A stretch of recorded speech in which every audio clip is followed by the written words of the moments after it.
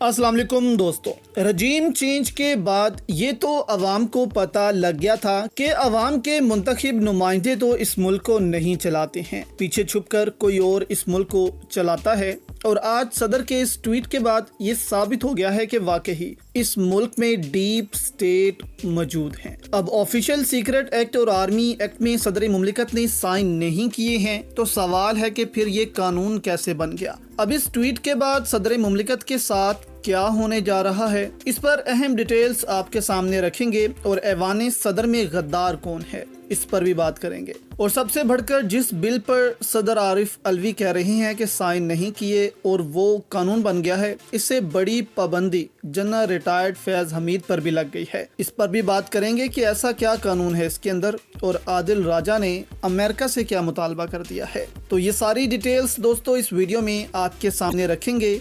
Detail में जाने से पहले इस वीडियो को लाइक भी करें।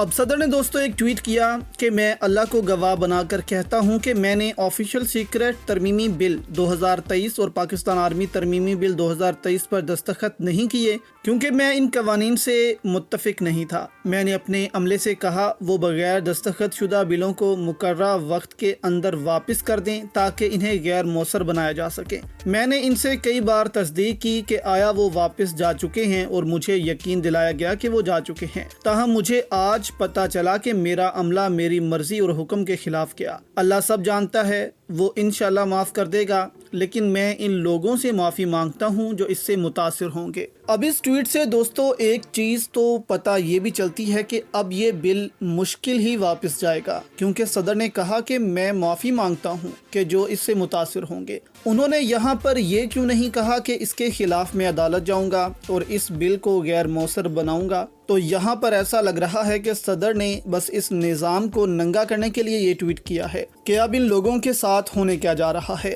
अब इससे दोस्तों ISI और IB को बेपनाह ताकत मिल गई है और वो अब किसी भी शख्स को गद्दार वतन डिक्लेयर कर सकते हैं।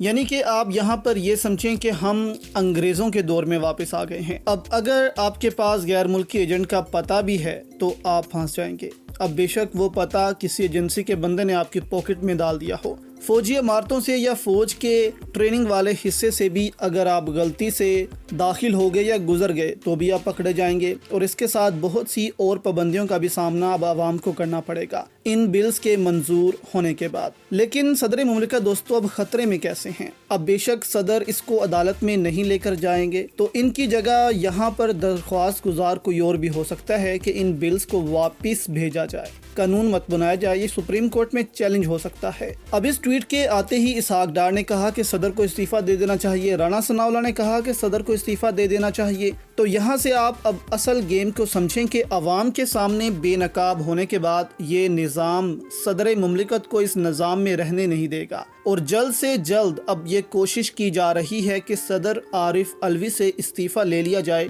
और आपको तो मालूम है दोस्तों कि पाकिस्तान की तारीख में किस किस तरह इस्तीफे लिए जाते हैं, गन पॉइंट पर भी इस्तीफे हासिल कर लिए जाते हैं। ये हम नहीं बल्कि पाकिस्तान की तारीख कहती है। अब ट्विटर पर आरिफ अलवी इस वक्त ट्रेंड कर रहे हैं और पाकिस्तानी अवाम सदर मुमलिकत के साथ खड़ी हो गई है कि आपने इस्तीफा नहीं देना, हम आपके साथ खड़े हैं, आप इस निज़ाम को और नंगा करें। अब दूसरी जानिब दोस्तों ऐवान सदर में गद्दार कौन है? तो देखें, प्राइम मिनिस्टर हाउस और ऐवान सदर यहाँ पर सब नामालूम के लोग होते हैं जो इनके लिए जासूसी करते हैं। तो इस करप्ट निज़ाम को इमरान खान के बाद सदर मुमलिकत ने भी दोस्तों नंगा कर दिया है। अब सदर पाकिस्तान के स्टाफ के लोग कहते हैं कि 10 दिन में सदर ने इसको रिजेक्ट करने की वजह नहीं बताई। आइन में क्योंकि हुक्म है कि इसकी वजह बताना ज़रूरी है, इसलिए वापस नहीं गया और 10 दिन के अंदर अंदर ये कानून बन गया।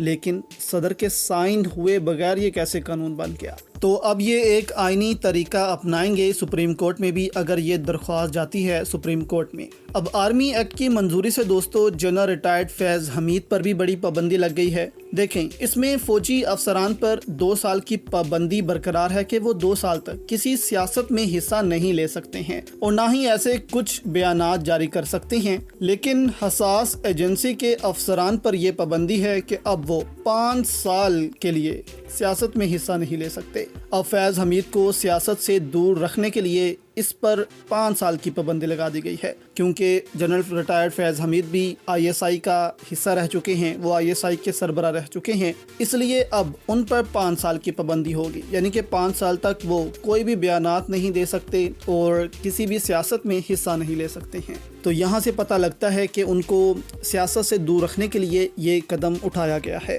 دوسری جانب دوستو، عادل راجہ نے اس پر کہا کہ صدر عارف علوی کے بیان سے ثابت ہو گیا ہے کہ پاکستان میں قانون، آئین اور عدالت نامی کوئی چیز نہیں، عدلیہ، وکلا، میڈیا اور ادارے سب کمپرومائزڈ ہیں۔ صدر مملکت کے اس بیان نے پوری حکومت پاکستان کی اندرونی ملک اور بیرون ممالک حیثیت کو مشکوک بنا دیا ہے، جبکہ انہوں نے امریکہ سے بھی مطالبہ کیا کہ امریکی وزیر خارجہ جو بہت مبارکبادیں پیش کر رہے تھے پرائم منسٹر کو، جو کیئر ٹیکر کے پرائم منسٹر آئے ہیں انوار الحق کاکڑ، ان کو، تو وہ اب اس پر بھی کوئی بیان جاری کریں جو صدر نے ٹویٹ کیا ہے، تاکہ ان کو بھی پتہ لگے کہ پاکستان کا نظام کس قدر ننگا ہو چکا ہے۔